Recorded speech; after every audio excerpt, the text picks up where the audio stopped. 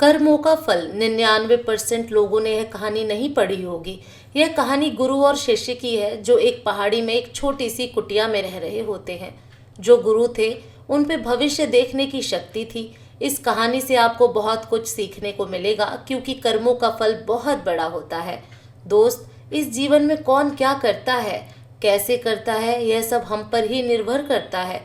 तो अब शुरू करते हैं। एक बार की बात है, एक पहाड़ पर एक कुटिया थी और उस कुटिया पर एक गुरु और उसका शिष्य रहा करते थे। और उस गुरु को बहुत ही सिद्धियां प्राप्त थीं और उनकी सिद्धि हर जगह प्रसिद्ध थी। वह वहाँ के लोगों में इतनी ज़्यादा प्रचलित हैं कि लोग उनकी शक्तियों से भली भांति परिचित थे। वह ध्यान में बहुत ही ज़्यादा लीन रहते थे। कई बार वह 2-2, 3-3 दिनों तक ध्यान में बैठे रहते थे, पर वह कुछ खाते पीते भी नहीं थे। उनके ध्यान की शक्ति की खास बात यह थी कि वह ध्यान करते करते भविष्य देखने में सक्षम थे। एक बार ऐसे ही वे ध्यान में लीन थे तो एकाएक देखते हैं कि अगले 8 दिनों बाद उनके शिष्य की मृत्यु तय है। और यह भविष्य देखकर वह अत्यधिक व्यथित हो गए और परेशान होते हैं। उनका ध्यान एकाएक भंग हो जाता है और वह सारी बातों को सोचकर घबरा जाते हैं और वह सोच में डूब जाते हैं कि मेरे शिष्य के पास जीवन के केवल 8 ही दिन शेष हैं। इसके बाद गुरु अपने शिष्य के पास जाते हैं और उसे कहते हैं कि मैं सोच रहा हूँ कि तुम अगले 8 दिनों के लिए अपने परिवार के पास उनके गांव में मिलने के लिए चले जाओ।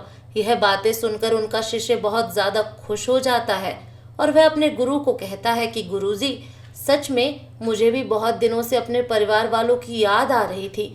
मैं भी सोच रहा था कि मैं भी अपने परिवार वालों के पास जाकर मिल लेता हूँ। और वह अपने गुरु से आज्ञा लेते हुए पहाड़ी से नीचे की ओर चलना शुरू कर देता है।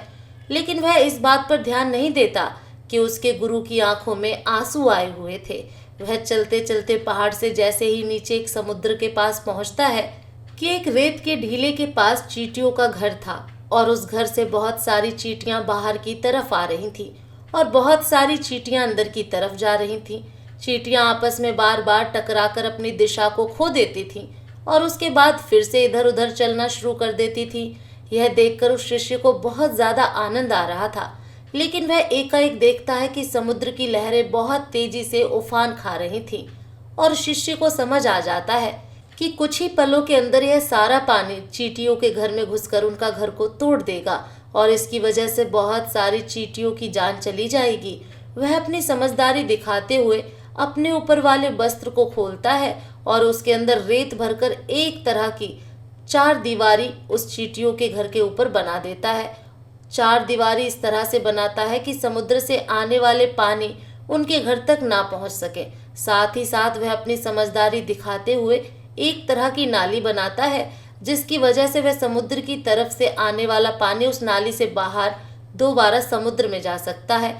इस समझदारी की वजह से बहुत सारी चींटियों की जान बचा लेता है और आने वाली एक नाव में बैठकर अपने घर की ओर समुद्र पार करके निकल जाता है। वह अपने परिवार के साथ रहता है और उसे पता भी नहीं चलता कि कैसे समय गुजर जाता है। वह अपना सामान बांधकर सोचता है कि अगले दिन मैं अपने गुरु के पास वापस चला जाऊंगा। अगले ही दिन सुबह सुबह वह अपने गुरु के पास वापस जाने के लिए निकल जाता है। वहाँ उसके गुरु कुटिया में बहुत ही ज्यादा दुखी होते हैं। उनको लगता है कि उनके शिष्य के 8 दिन पूरे हो गए। अब तक तो मेरा शिष्य इस दुनिया को छोड़कर जा चुका होगा। वह गुरु उसके दुख में होते हैं कि एकाएक वह देखते हैं कि कोई मनुष्य उनकी कुटिया की ओर आ रहा है। वह जब ढंग से देखते हैं तो उनको पता चलता है कि यह तो उन्हीं का शिष्य है जो उनकी ओर चला आ रहा है। वह दौड़कर एकाएक अपने शिष्य के गले लग जाते हैं और अपने शिष्य का हाल चाल पूछते हैं और शिष्य यह देखकर चौंक जाता है। गुरु को समझ नहीं आता कि कैसे उनका देखा हुआ भविष्य गलत हो गया। वह अपने शिष्य से पूछते हैं कि बेटा, तुमने इन 8 दिनों में क्या क्या किया। शिष्य अपने परिवार के साथ बिताए हुए सारे पलों के बारे में बता देता है, लेकिन उसके गुरु को ऐसा कुछ भी इन 8 दिनों में खास नहीं लगा। फिर शिष्य कहता है कि मैं आपको एक बात बताना भूल गया। जब इस पहाड़ी से मैं नीचे समुद्र की ओर गया था तब मैंने ऐसे ही अनेक चींटियों की जान बचाई थी।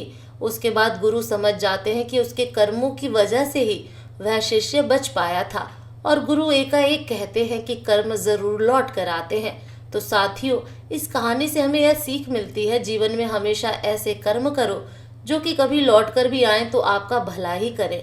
हमारे कर्म हमेशा लौट कर वापस ज़रूर आते हैं।